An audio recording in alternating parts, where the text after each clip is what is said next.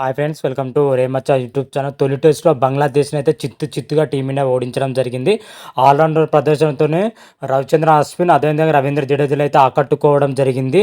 తొలి టెస్ట్లో వచ్చేసరికి భారత్ అయితే ఘన విజయం సాధించడం జరిగింది. దీని గురించి పూర్తి డీటెయిల్ తెలుసుకునే ముందు మా ఛానల్ సబ్స్క్రైబ్ చేసుకోండి, పక్కన ఉన్న బెల్ ఐకాన్ మాత్రమైతే క్లిక్ చేసి పెట్టుకోండి. ఫర్దర్గా మేము వీడియోలో అప్లోడ్ చేసినప్పుడు మీకు నోటిఫికేషన్ వస్తుంది. బంగ్లాదేశ్తోనే తొలి టెస్ట్ మ్యాచ్ చెన్నై చెపాక్ వేదిక జరుగుతుంది. భారీ టార్గెట్ అయితే బంగ్లాదేశ్ అయితే ముందించడం జరిగింది. టీమిండియా 515 పరుగులట భారీ టార్గెట్ ఛేదించే క్రమంలో మన బంగ్లాదేశ్ వచ్చేసరికి మూడో రోజు ముగిసే సమయానికి 158 పరుగులు చేయడం జరిగింది, 4 వికెట్లు కోల్పోయి. అనంతరం 4గో రోజు ఆట ప్రారంభించిన మన బంగ్లాదేశ్ వచ్చేసరికి కేవలం 80 పరుగులు జోడించి మిగతా 6 వికెట్లు అయితే కోల్పోవడం జరిగింది.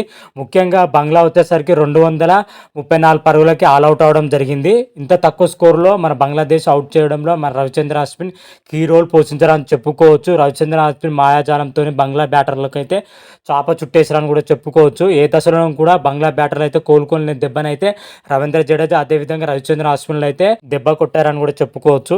మనం బంగ్లా సెకండ్ ఇన్నింగ్స్ బ్యాటింగ్ విషయానికి వచ్చినట్లయితే టాప్ ఆర్డర్ బ్యాట్స్మెన్స్ మాత్రమైతే అందరూ బాగానే రాణించారని చెప్పుకోవచ్చు.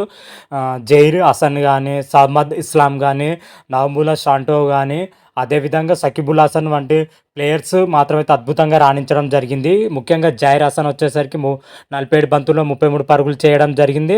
సాదాం ఇస్లాం వచ్చేసరికి 68 బంతుల్లో 35 పరుగులు చేయడం జరిగింది. నవముల్లా షాంటో వచ్చేసరికి 127 బంతుల్లోనే 82 పరుగులు చేసి బంగ్లాదేశ్లో టాప్ స్కోరర్గా అయితే నిలవడం జరిగింది. చివరిలో సకిబుల్ హసన్ వచ్చేసరికి 25 పరుగులతోనే రాణించడం జరిగింది. ఓవరాల్గా 4 బ్యాటర్లు మాత్రం రాణించడంతోనే మన బంగ్లాదేశ్ వచ్చేసరికి 234 పరుగులు అయితే చేయడం జరిగింది. లేకపోతే మాత్రం అయితే 100 లోపే ఆల్అవుట్ అయ్యే అవకాశం అయితే కనిపిస్తుంది.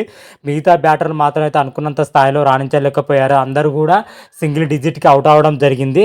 ఓవరాల్గా చూసుకుంటే 234 పరుగులకే మన బంగ్లాదేశ్ ఆల్అవుట్ అవడంతో టీమిండియా వచ్చేసరికి 280 పరుగుల భారీ తేడాతోనైతే విజయం సాధించింది. విజయంతో 2 మ్యాచ్ల టెస్ట్ సిరీస్లో భాగంగా టీమిండియా 1-0తోనైతే లీడ్లో అయితే కొనసాగుతుంది. ఓవరాల్గా తొలి టెస్ట్లో టీమిండియా విజయం సాధించిందంటే ముఖ్యంగా ఆల్రౌండర్ ప్రదర్శనతో ఆకట్టుకున్న రవిచంద్రన్ అశ్విన్, అదేవిధంగా రవీంద్ర జడేజాలు మాత్రమైతే అద్భుతంగా రాణించడం జరిగింది. ఇద్దరు కూడా అటు బ్యాటింగ్తో పాటు బౌలింగ్లో కూడా రాణించడం జరిగింది. ముఖ్యంగా రవిచంద్రన్ అశ్విన్ వచ్చేసరికి తొలి ఇన్నింగ్స్లో సెంచరీతో రాణించడం జరిగింది.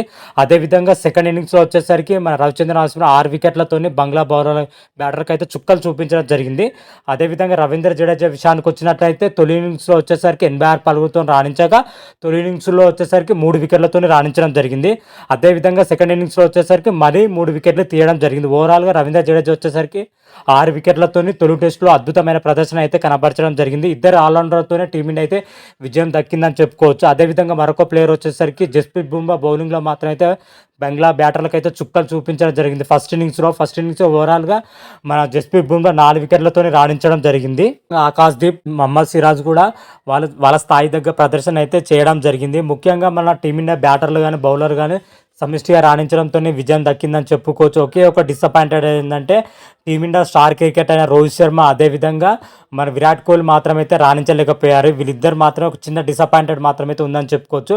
అట్లీస్ట్ వీళ్ళు సెకండ్ టెస్ట్లో అయినా వీళ్ళిద్దరు మాత్రమైతే రాణించాలని చెప్పుకోవచ్చు. ఓవరాల్గా ఆల్రౌండర్ ప్రదర్శనతో అదరగొట్టిన రవిచంద్ర అశ్విన్కి ప్లేయర్ ఆఫ్ ది మ్యాచ్ అయితే అందుకోవడం జరిగింది. సెప్టెంబర్ 27 నుంచి అయితే సెకండ్ టెస్ట్ అయితే జరుగుతుంది. సెకండ్ టెస్ట్లో టీమిండియా ప్రదర్శన ఇదే విధంగా ఉంటే మాత్రమైతే టీమిండియా ఈజీగా మరో విజయం అయితే సాధించి వరల్డ్ టెస్ట్ ఛాంపియన్షిప్కి అయితే ఫైనల్కి అయితే అర్హత సాధించే అవకాశం అయితే కనిపిస్తుంది. ప్రజెంట్ మాత్రమైతే టీమిండియా మాత్రమైతే వరల్డ్ టెస్ట్ ఛాంపియన్ టేబుల్లో చూసుకుంటే టాప్ పొజిషన్లో అయితే దూసుకుపోతుంది. ఈ విజయం కూడా టీమిండియా కంటే చాలా అడ్వాంటేజ్ అయితే మారిందని చెప్పుకోవచ్చు. ఫస్ట్ పొజిషన్కి అయితే మరింత పటిష్టం చేసే విధంగా అయితే విజయం అయితే ఉందని చెప్పుకోవచ్చు. భారీ తేడాతో గెలవడంతోనే చూద్దాం సెకండ్ టెస్ట్లో వచ్చేసరికి టీమిండియా ప్రదర్శన ఎలా ఉంటుంది, ఏ విధంగా ఉంటుందని అయితే రాబోయే వీడియోలో మనం క్లియర్ కట్గా అయితే తెలుసుకుందాం. అంతవరకు మీకు ఈ వీడియోగా నచ్చినట్టయితే లైక్ చేయండి, షేర్ చేయండి. మరిన్ని వీడియోల కోసం మా ఛానల్ సబ్స్క్రైబ్ చేసుకోండి, పక్కన ఉన్న బెల్ ఐకాన్ మాత్రమైతే క్లిక్ చేసి పెట్టుకోండి. ఫర్దర్గా మేము వీడియోలో అప్లోడ్ చేసినప్పుడు మీకు నోటిఫికేషన్ వస్తుంది. హర హర మహాదేవ్, శంభో శంకర. Thank you.